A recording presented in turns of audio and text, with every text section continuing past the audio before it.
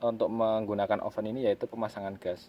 Mula-mula gas dipasangkan pada katup, kemudian jangan lupa tutup atau kencangkan pengunci gas.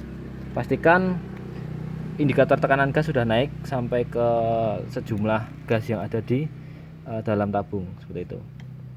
Kemudian putar ke kiri katup gas agar aliran gas bisa tersalur ke selang gitu.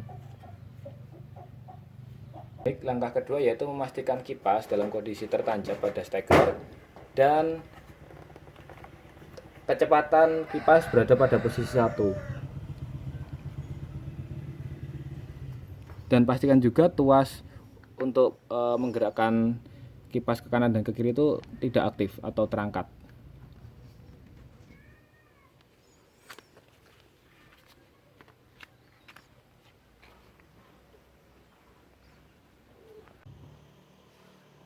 Baik, langkah selanjutnya yaitu mengkoneksikan alat dengan listrik, dengan colokan listrik steker. Jadi kita colokan aja seperti biasa dan nanti alatnya akan menyala.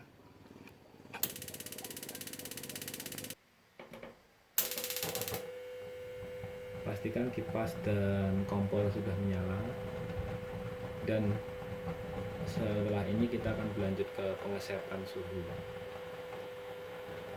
Baik, sekarang ini kita akan beralih ke tahap setting pada termostat.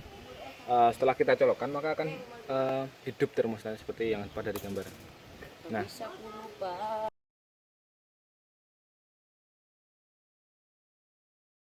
Nah, berikut ini merupakan tahap setting dari termostat untuk mengatur suhu maksimal yang dapat dicapai oven dan suhu terendah yang akan dicapai oven.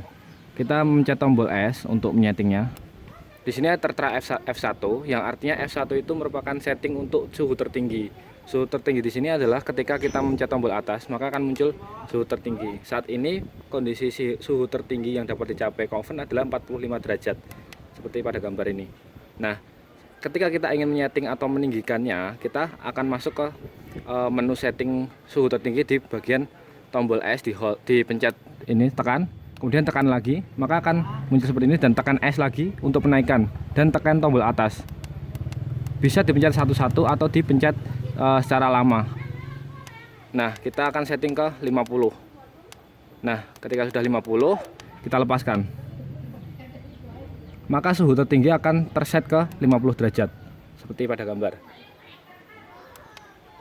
Nah, untuk mengset suhu terendah, kita dapat lihat ada tombol bawah di sini. Kita pencet 3,3 derajat Celcius. Artinya suhu terendah yang dapat tercapai oleh oven ini adalah 50 derajat dikurangi 3,3 derajat Celcius. Untuk mengaturnya kita masuk ke S lagi, dipencet ke bawah, maka akan cari F2 dan pencet S lagi. Nah, 3,3 derajat bisa kita naikkan sampai ke 5 derajat. 5 derajat di sini berarti adalah selisih suhu tertinggi dan suhu terendah. Kita lepas. Nah, suhu tertinggi sekarang adalah 50 derajat dan suhu terendahnya selisih 5 derajat dari 50 derajat, artinya 45 derajat seperti itu.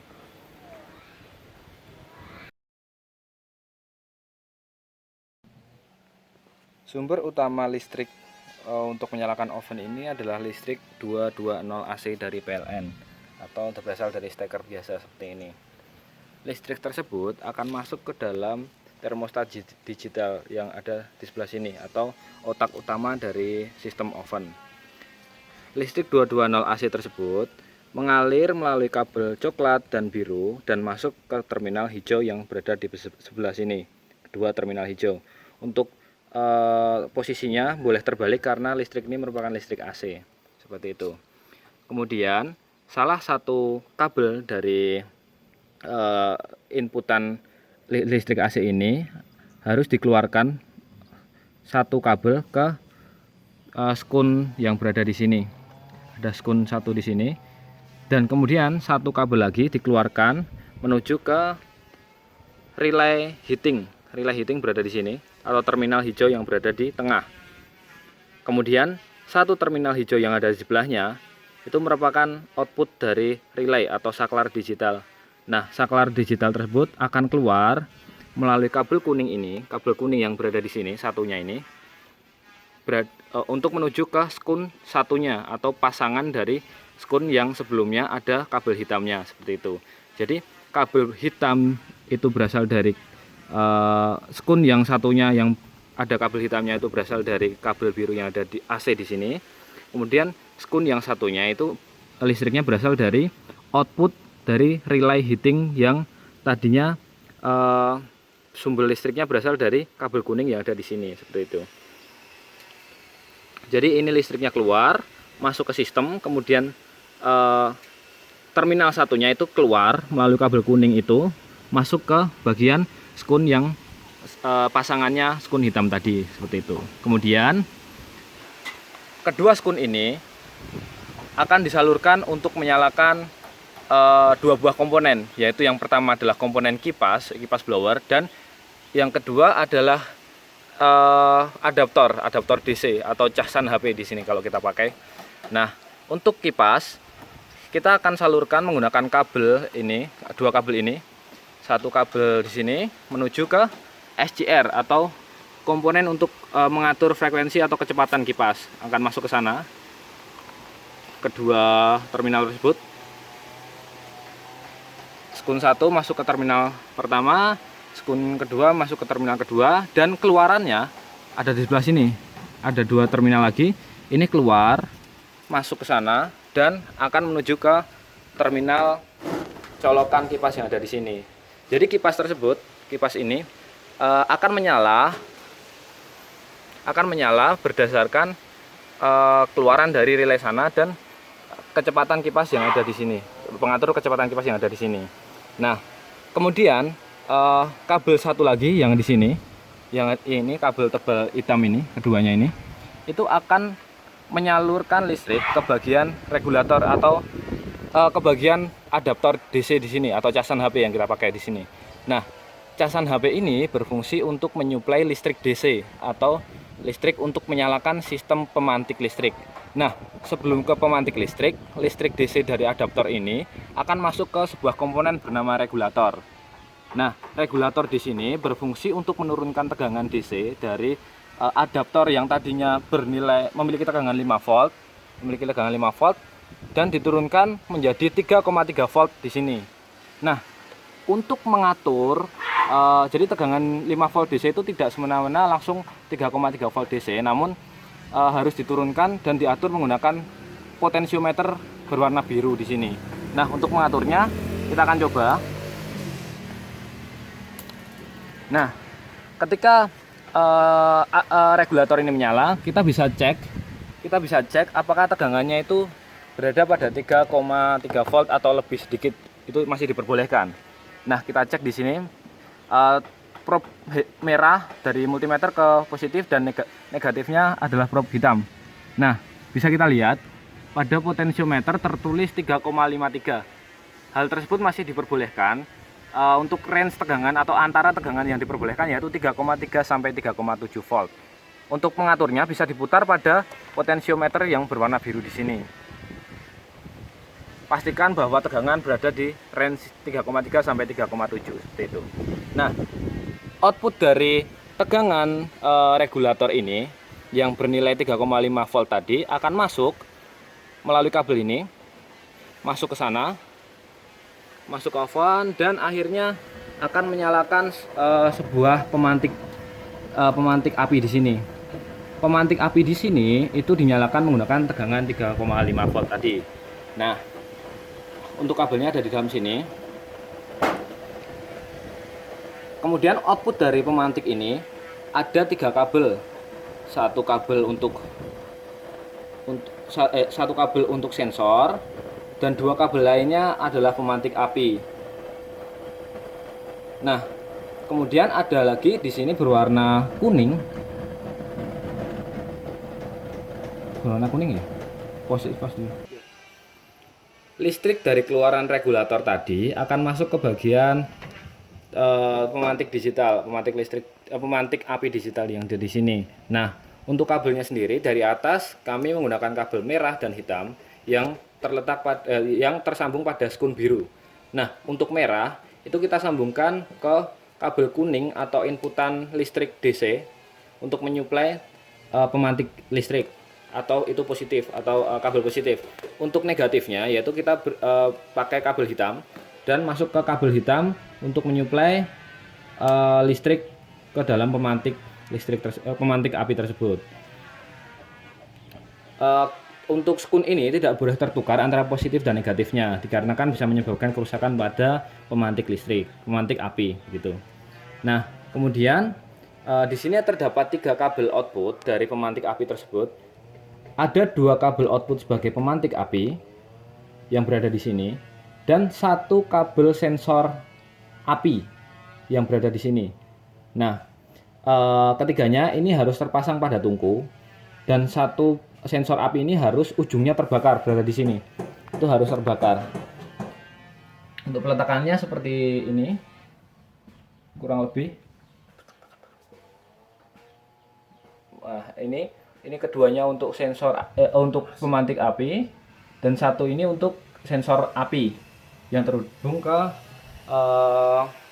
pemantik api ini. Nah, selain itu ada satu kabel lagi yaitu kabel ground. Kabel ground ini berasal dari kabel oren yang terdapat yang berasal dari pemantik api. Nah, ini adalah kabel oren atau kabel ground. Ini disambungkan ke ground atau body dari tungku tersebut. Pada kasus ini kita menyoldernya ke body tungku. Kemudian di sini terdapat solenoid valve atau katup atau keran elektrik yang diaktifkan. Tadi kita kelupaan, jadi keran gas elektrik ini diaktifkan menjadi satu atau diparalelkan ke listrik AC yang menyalakan kipas dan regulator. Artinya diparalelkan ke sini begitu ya. Nah, ini terdapat 2 kabel merah. 2 kabel merah ini adalah kabel untuk mengaktifkan keran elektrik atau keran gas elektrik. Di mana kabel tersebut kita sambungkan menggunakan skun. Berada di sini. Ini kedua kabel merah. Ini berasal dari kabel merah yang berada di atas tadi. 2 kabel merah ini yang masuk ke keran elektrik. Keran elektrik ini. Ini bisa dicopot. Dan keduanya ini boleh terbalik memasangnya karena ini merupakan arus AC gitu. Untuk kabel merah yang di sini tadi itu adalah kabel merah untuk ground yang ada di sana tadi. Ini kita jadikan satu bungkus seperti itu.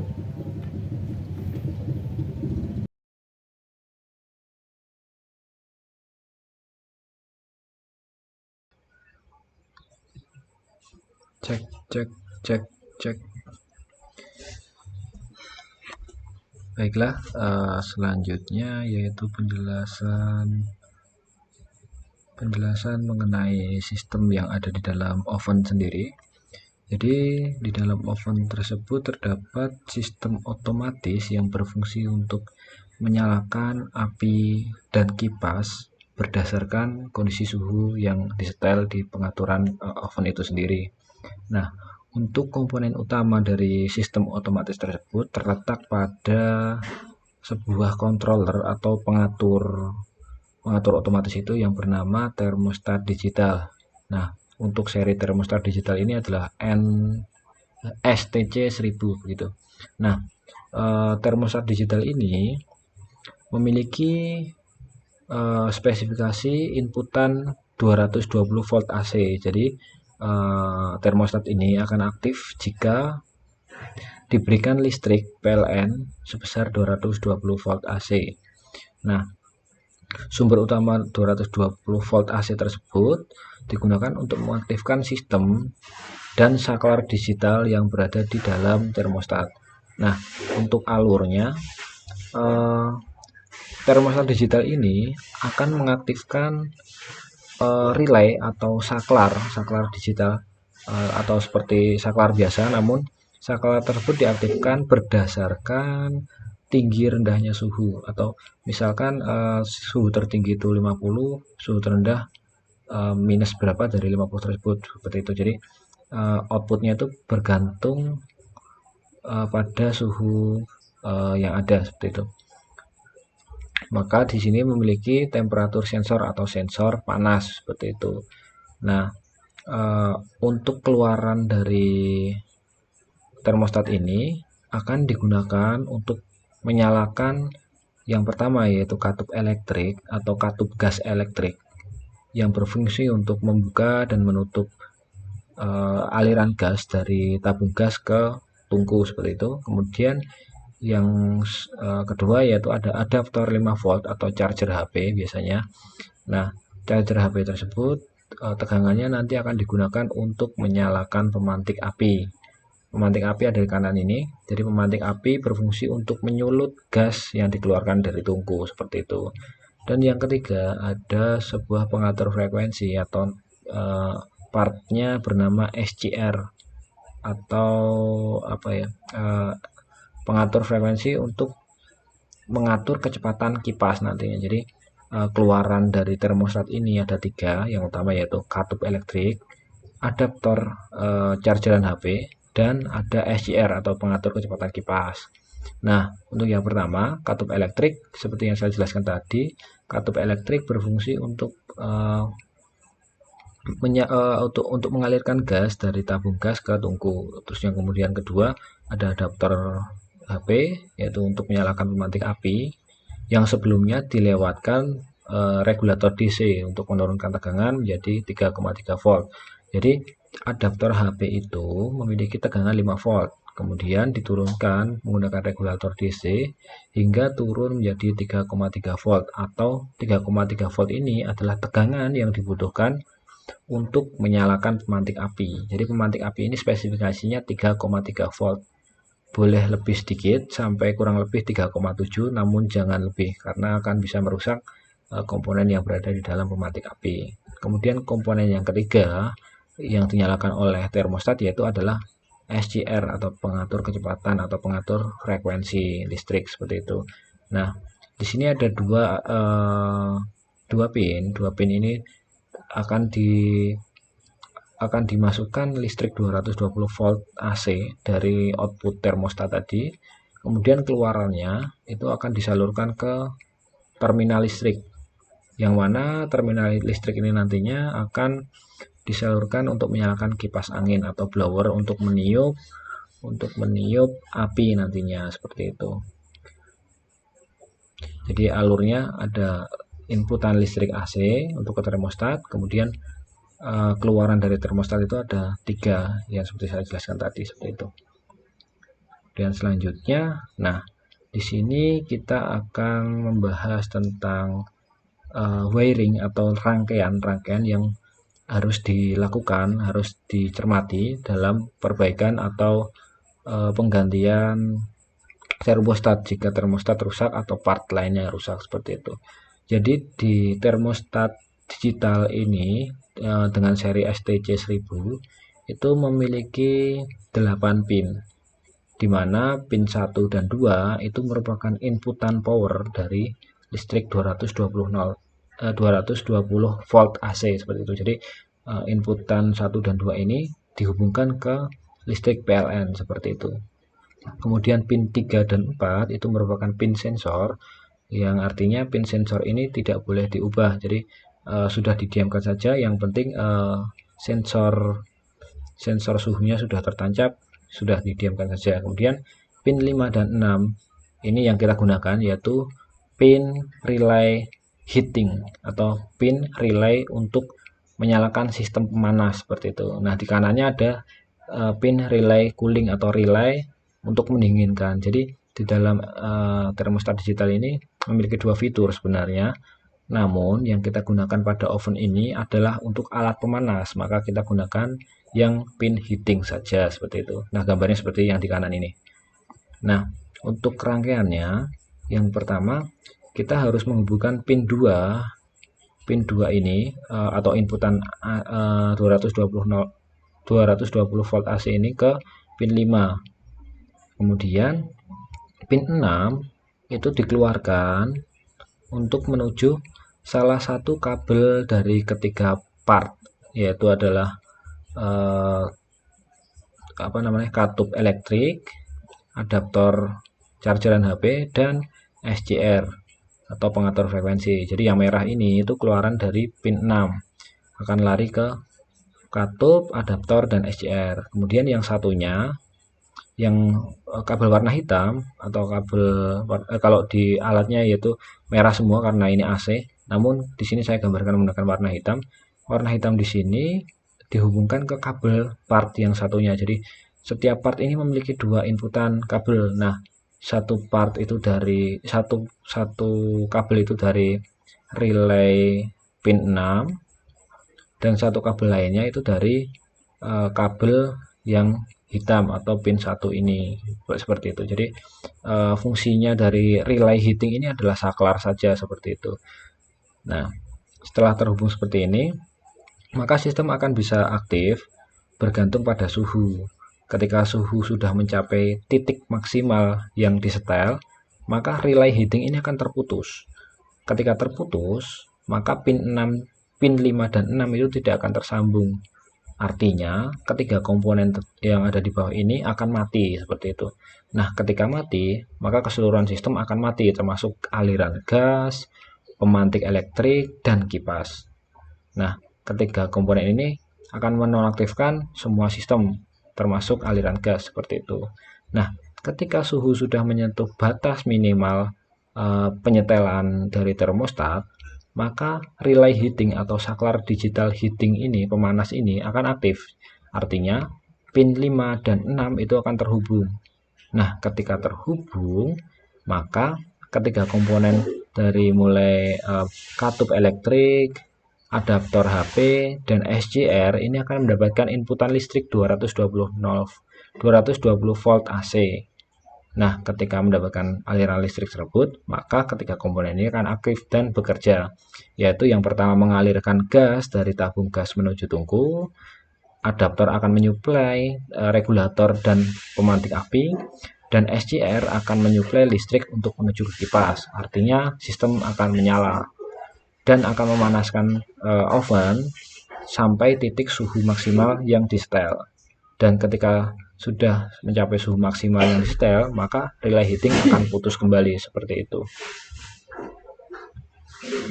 Nah, seperti ini. Jadi suhu maksimal di sini, maka semua komponen mulai dari katup elektrik, charger HP, dan pengatur frekuensi akan mati sehingga gas tidak akan mengalir ke burner atau tungku, listrik dari adaptor tidak akan mengalir ke pemantik api, pengatur frekuensi tidak akan mengirimkan listrik ke kipas. Jadi sistem akan mati seperti itu. Dan ketika suhu sudah mencapai batas minimalnya, maka ketiga komponen ini akan aktif kembali dan akan menyuplai komponen-komponen di setelahnya sehingga sistem akan menyala dan mulai memanaskan oven kembali. Baik, mungkin ada sedikit tambahan. Jadi pada sistem otomatis oven ini terdapat dua bagian pembagi tegangan, atau maksudnya ada komponen yang bekerja menggunakan listrik AC atau listrik PLN 220 volt, dan ada komponen yang bekerja menggunakan listrik DC yaitu sebesar 3,3 volt.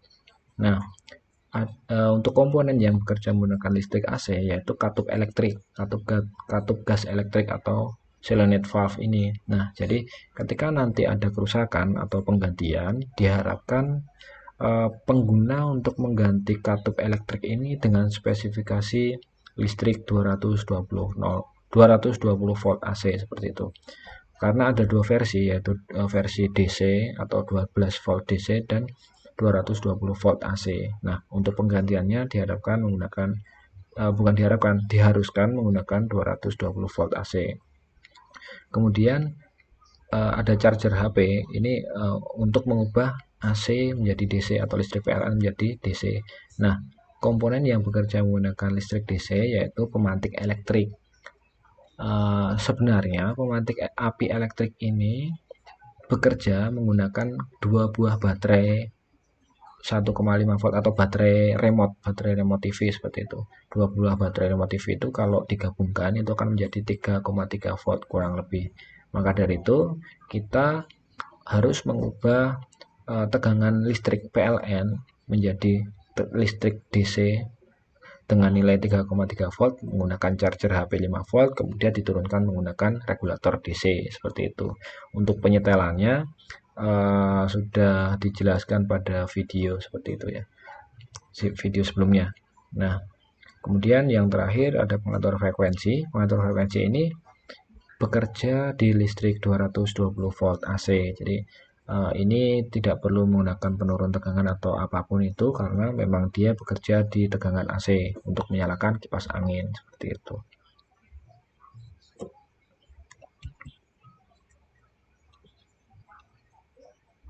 Baik, cukup sekian. Terima kasih.